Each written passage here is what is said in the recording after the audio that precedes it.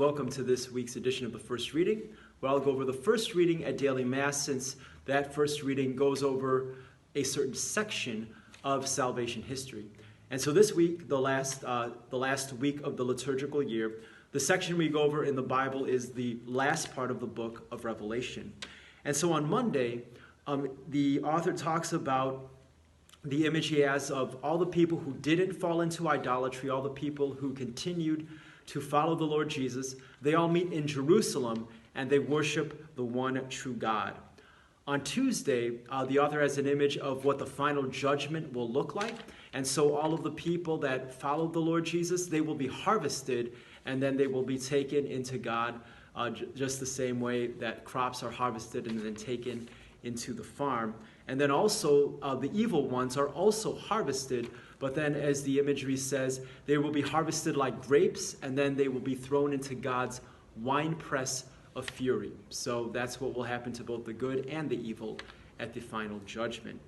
On Wednesday, we see an image of all of the martyrs that had been killed because they were following the Lord Jesus. In this image, all of the martyrs are gathered together. They're processing in a parade and they are worshiping the Lamb who was also slain. And so that is on Wednesday.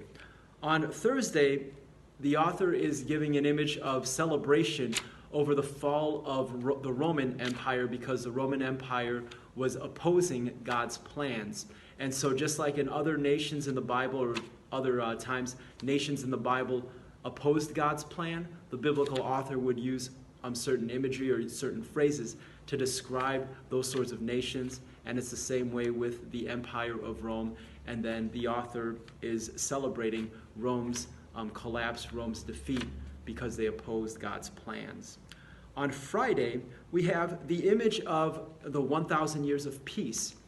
And so we as Catholics interpret that 1,000 years of peace when Satan has been bound, after Satan has been bound and before the final coming of the Lord Jesus Christ. That symbolic 1,000 years is represented by what we're living in right now. It is the age of the church. Satan has been bounded because he has been defeated by Jesus' resurrection.